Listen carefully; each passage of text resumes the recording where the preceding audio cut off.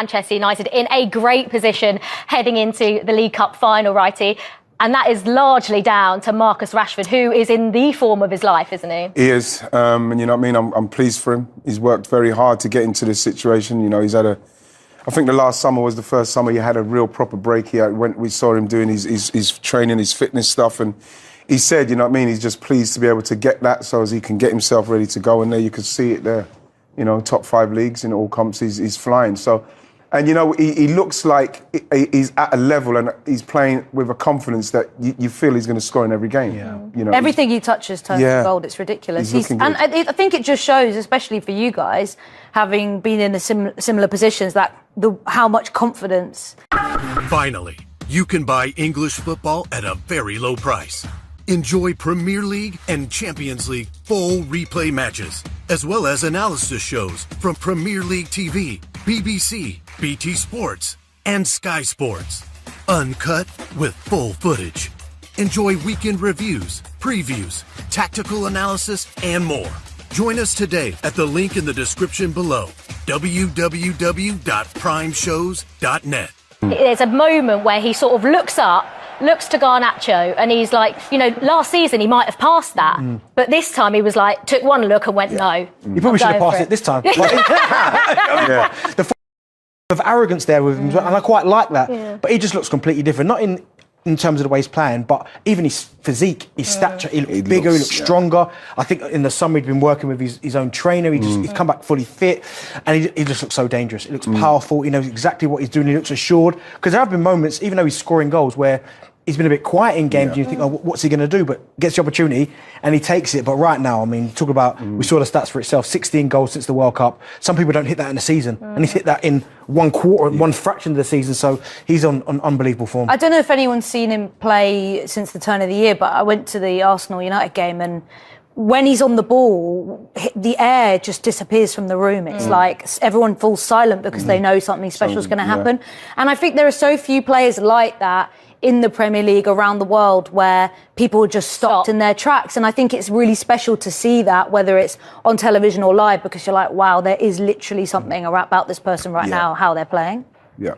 Every bit of his game, Wrighty, is, you know, the confidence, not even just when he's through on goal, but when he's got the ball and he's running at players. He's so difficult to defend against. Like, everything right now is perfect for Marcus Rashford. You know what as well, Liv, I think what is underestimated there as well is Benny McCarthy's on the coaching staff, a striker, elite striker himself, Benny McCarthy. And I think I watched some of the headers, the 2 headers he scored recently, and he's being coached now. You can feel that. You feel with Ten Hag is coaching him. And when he got into the team originally, you know, the amount of managers he's had up to this point, you know, with the injuries, with the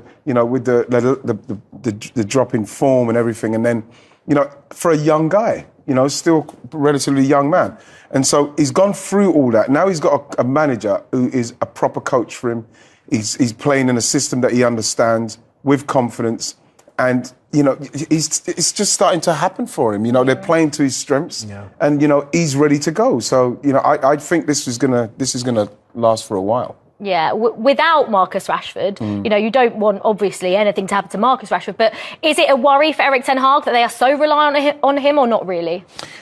Maybe a slight concern, but you look at the emergence of Jadon Sancho, and I really like the management that he's done with him, because a lot of players might have taken that as a negative when Erik Ten Hag sent him away, not part of his plans, but clearly he spoke to him and said, listen, you get yourself back into mentally and physically, and I will integrate you back into the squad. And what has he done? He's came back, scored a couple of goals, and he's starting to look like his old self. Yeah. So it would be a concern slightly because of the form of Marcus Rashford, but when you've got Garnacho who's emerging like he is, you've got Jadon Sancho, Bruno in great form as well. Wout Weghorst, who actually looks decent as well, even playing midfield or centre forward. I think there are options there. So if you're Erik Ten Hag, yes, you don't want anything to happen to him, but you have got other players that are scoring goals as well. So maybe it's not the end of the world. With Sancho, Benty mentioned him there. It shows a lot about his character, doesn't it? And the way he's sort of turned it all around himself and getting on the score sheet as well. So there's a lot about him, doesn't it? Yeah, and I think to what Ian said, I think when you've got a coach who can understand footballers better and also versatile players and realise that, right, we don't need to just force Sancho out on the wing because that's not the only place he can play. And he played in the 10 yesterday and looked phenomenal. Yeah. And I think it's exciting to see what he can be in that role and what Ten Hag obviously sees in him, because I think you need a coach like that to really see the bigger picture. And also, although Manchester United have spent a lot of money over the last few seasons and it hasn't worked out, I think Ten Hag's got a better idea of how to work with what he's got and not maybe chase so many players like maybe they have over the last couple of seasons and it hasn't worked out. Always think that this will be the player that does it. This will be the final piece of the puzzle. I think Ten Hag has a better understanding of like, right, I've got this group, maybe you're one or two away from the perfect squad, but I've got a group that I now need to work with and I can get the best out of these players. And I don't think Anthony's really kicked on maybe that quite what people would expected of him. But I think where the team are right now, I think people expect them to make a massive push for the title next season. I feel as well that they're just kind of, I have to say, they're a Harry Kane away from really kicking in for me, because like when you look at even Weghorst, yes, I've been very surprised with him coming off at a 9, going in 10, making things happen. But if that's the plan, then Harry Kane's the perfect person to do that, because like when you're looking at Rashford in that form, Garnacho with his pace, you know, if Anthony kicks in, you know, with everything what they've got going forward, with a proper number 9, Man United will be back, because with Lisandro, Martinez, they're probably going to have to add to the centre-half situation as well. You just feel like Man United are not a million miles away. And they're very much in this as well. With City playing like they're playing, Arsenal making sure that they've got to keep doing what they're doing. Manchester United, they're not a million miles away. That's also a month ago, everyone was saying without Casemiro, they can't compete. Now he's suspended, and you wouldn't even know. Yeah. 5 points off the top. You know, if we talk about Arsenal and Man City being in title race, they're only 3 points off City. Benty, are they in the title race as well? Unfortunately, so. You have to, because they can't be so close to City playing as well as they are and say they're not in the title race, because they've put runs together. As you were saying there about Casemiro, it was almost like if they lose Casemiro, what happens? Although Leicester, by the way, had opportunities yesterday, so he was a bit of a miss. But when you've got someone like Rashford who could take his chances, they've got this goals coming off the bench than anyone in the Premier League. So it tells you that the squad that he's got there, they're all working really well. They're all in a good place. So they are in the title race. You can't hide the fact. Consistency might kill them a little bit, but still, you can't say they're not. They're only 3 points behind Manchester City. Is it concerning, though, Flo, that, you know, they got the job done in the end against Leicester, but had David De Gea not made a couple of incredible saves and Leicester perhaps took their chances, they could have been 2 or 3-0 down.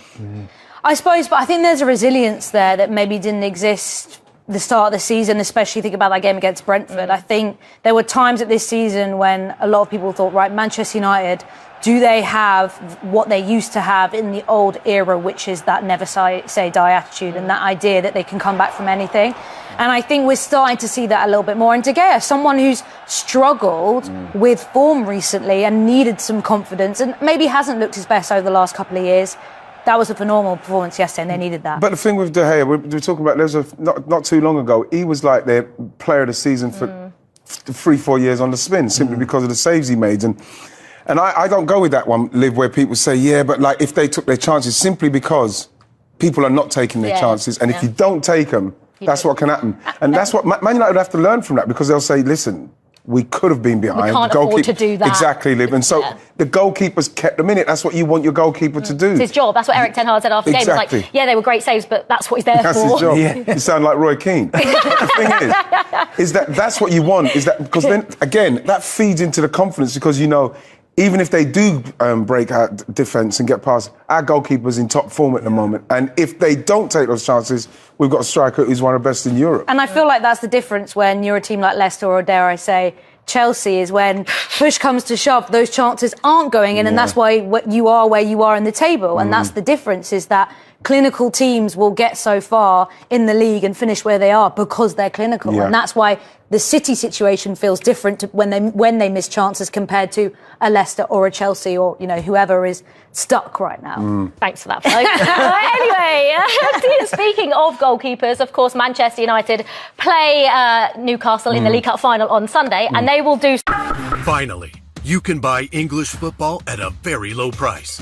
Enjoy Premier League and Champions League full replay matches, as well as analysis shows from Premier League TV, BBC, BT Sports, and Sky Sports. Uncut with full footage. Enjoy weekend reviews, previews, tactical analysis, and more. Join us today at the link in the description below, www.primeshows.net.